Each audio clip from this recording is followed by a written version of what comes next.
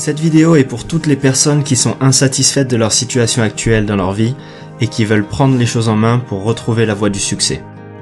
On va découvrir ensemble la Bible du développement personnel, vendue à plus de 25 millions d'exemplaires à travers le monde, les 7 habitudes de ceux qui réalisent tout ce qu'ils entreprennent de Stephen Covey. Ce livre devrait littéralement être une lecture obligatoire dans nos écoles, parce qu'il nous apprend pas à pas à devenir la meilleure version de soi-même, en développant un caractère et des valeurs qui nous permettent d'atteindre le succès à la fois intérieur, mais aussi extérieur. On va donc décrypter ensemble une à une ces 7 habitudes. L'habitude numéro 7 est ma préférée. Dites-moi dans les commentaires à la fin de la vidéo laquelle vous a le plus marqué personnellement, ou laquelle vous devriez mettre en application plus souvent pour atteindre vous-même le succès dans votre vie. La victoire privée précède la victoire publique. On doit d'abord commencer par devenir maître de soi-même, et ensuite seulement on pourra réussir en société.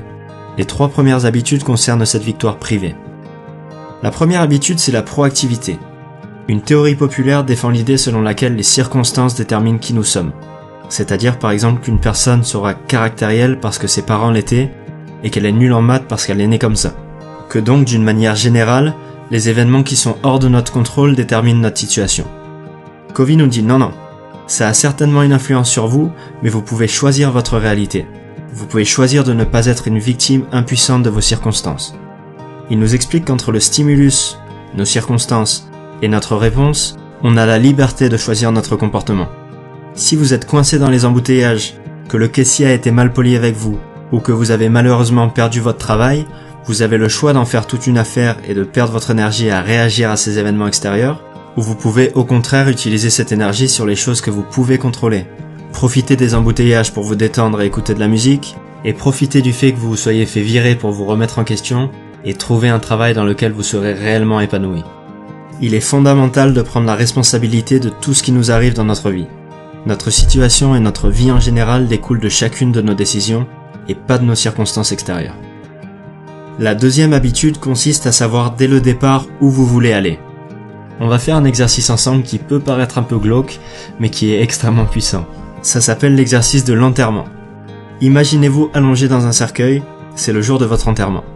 Tous vos proches, votre famille, vos amis, et tous les gens sur qui vous avez eu un impact sont là. Maintenant, réfléchissez bien. Que voudriez-vous que chacune de ces personnes dise de vous ? Prenez quelques secondes pour y réfléchir. Est-ce que vous aimeriez qu'on dise que vous étiez une personne juste, honnête, drôle, gentille, que vous avez su élever 3 merveilleux enfants, que vous étiez généreux avec votre communauté, que vous avez été un mari fidèle, ou que vous avez participé à rendre le monde plus juste pour les femmes ou les minorités ? Comme on l'a vu dans la première habitude, vous êtes le créateur de votre vie. Vous êtes peut-être en train de réaliser que jusqu'à aujourd'hui, vous avez vécu un scénario dont vous avez relégué la responsabilité aux circonstances et à votre entourage. Mais vous pouvez changer et devenir créateur d'une vie à la hauteur de votre potentiel. Covey nous propose d'écrire notre énoncé de mission personnelle pour nous guider dans notre vie. Une sorte de philosophie personnelle qui résume ce que vous voulez être, votre caractère, un mari aimant par exemple, ou une personne juste en toutes circonstances, ce que vous voulez faire, par exemple rendre accessible une alimentation saine à tous, ce qui fait partie de ma mission personnelle, et les valeurs et principes sur lesquels vous basez ces actions, l'intégrité et la gentillesse par exemple. Avoir un énoncé de mission personnelle, c'est extrêmement puissant, parce qu'en toutes circonstances, vous ne basez pas vos actions et vos décisions sur ce que va penser un tel ou pour impressionner un autre. Vous faites ça parce que c'est en accord avec vos convictions les plus profondes. Ça vous donne une confiance en vous incroyable.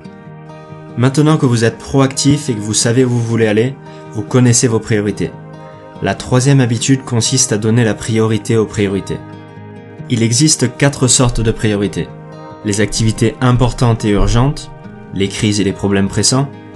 Le deuxième type sont les activités importantes non urgentes, la prévention, la planification, l'approfondissement des relations sociales ou des connaissances. Ensuite, on a les activités non importantes mais urgentes, un téléphone qui sonne par exemple. Et enfin, les activités non importantes et non urgentes, comme ouvrir le courrier ou scroller sur le fil d'actu Facebook par exemple. Les personnes efficaces concentrent leur énergie sur ce genre d'activités, les activités importantes mais non urgentes. Ils font du sport, mangent sain, passent du temps avec leurs proches, travaillent sur leur vision et travaillent à l'avance sur leurs dossiers importants au travail. Cela leur permet de limiter les situations de crise comme les divorces, les problèmes de santé ou simplement les deadlines au bureau. Ils sont focalisés sur leur vision et se laissent très peu distraire par les activités peu importantes qu'ils apprennent à éviter ou à déléguer. Les choses qui importent le plus ne doivent jamais être à la merci de celles qui importent le moins. Maintenant que ces 3 habitudes vous ont forgé un caractère et une éthique irréprochables, vous avez obtenu votre victoire privée. Vous allez pouvoir vous mettre en quête de votre victoire publique grâce aux 3 habitudes qui suivent. La 4e habitude, c'est penser gagnant-gagnant. Ceux qui réussissent ont compris que les meilleurs deals dans le business et dans la vie en général sont ceux qui bénéficient à tous les partis, pas seulement à eux-mêmes. Il s'agit pas d'être gentil, et c'est pas non plus une astuce de court terme. C'est un code de conduite à intégrer dans notre caractère. Beaucoup apprennent à baser leur estime personnelle sur la comparaison et la compétition avec les autres. On pense que pour gagner, il faut que quelqu'un d'autre perde. Mais les personnes qui réussissent savent que pour aller loin, il faut que les gens qui ont eu affaire avec nous aient également eu le sentiment d'avoir profité de cette interaction. La 5e habitude à prendre, c'est de chercher d'abord à comprendre, puis à être compris. La communication est fondamentale dans notre société. On passe des années à apprendre à lire, à écrire et à parler, mais on nous a jamais appris à écouter. Ce qui fait que quand on parle avec quelqu'un, on écoute simplement pour préparer notre réponse, sans vraiment chercher à comprendre. Et on va avoir tendance à analyser et juger ce que disent les autres en se basant sur notre expérience. Les personnes qui réussissent ont appris à comprendre le point de vue de leur interlocuteur, ce qui leur permet de communiquer plus efficacement. La 6e habitude, qui va vous permettre d'atteindre enfin votre victoire publique, c'est de profiter de la synergie. La synergie, c'est quand 1 plus 1, c'est égal à plus que 2. Quand 2 personnes s'allient pour obtenir un résultat plus grand que celui qu'ils auraient obtenu seuls. L'un des meilleurs exemples de synergie que vous connaissez tous, c'est la Coupe du Monde 98. Imaginez 11 Barthez sur le terrain, ou 11 Zidane. Même si ça fait un peu rêver, on serait pas allé bien loin. Grâce au leadership d'un Deschamps, à la technique d'un Zidane et à la détermination d'un Thuram, et la synergie de toute l'équipe, ils ont écrit une page indélébile de l'histoire du sport. La synergie, c'est différentes personnes qui apportent des qualités et des expériences différentes, qui mises en commun vont permettre de trouver des solutions qui n'auraient pas pu être trouvées seules. Et la 7e et dernière habitude consiste à aiguiser vos facultés. Stephen Covey raconte l'histoire d'une personne qui marche dans la forêt et qui voit quelqu'un qui est en train de scier un arbre. Il le voit galérer et il lui dit « Tu devrais prendre quelques minutes pour te poser et aiguiser ta scie, tu gagnerais beaucoup de temps. » Et la personne lui répond « Je suis trop occupé à scier mon arbre pour prendre le temps d'aiguiser ma scie. » L'habitude 7 vous propose de prendre le temps d'aiguiser vos facultés et de prendre soin de vous. Elle englobe les 6 habitudes précédentes parce qu'elle les rend possibles, en préservant et en renforçant le meilleur atout dont vous disposiez, vous-même, et ça passe par l'entretien de 4 aspects fondamentaux. L'aspect physique, en faisant du sport régulièrement, en mangeant sain et en vous reposant suffisamment. L'aspect mental, grâce à la lecture, la visualisation, la planification et l'écriture notamment, qui vont permettre votre développement intellectuel. L'aspect socio-émotionnel, grâce aux relations que vous avez avec votre entourage et à votre sécurité interne. Et pour finir, le 4e, c'est l'aspect spirituel, grâce à votre système de valeurs et à des pratiques comme la méditation ou la prière pour les croyants, qui vont permettre de vous connecter à votre éthique et à vos croyances les plus profondes. Et c'est grâce à cette dernière habitude que vous pourrez atteindre le réel succès. Voilà, c'est tout pour les 7 habitudes de ceux qui réalisent tout ce qu'ils entreprennent. Je vous promets que derrière ce titre un peu tiré par les cheveux se cache probablement le meilleur livre de développement personnel.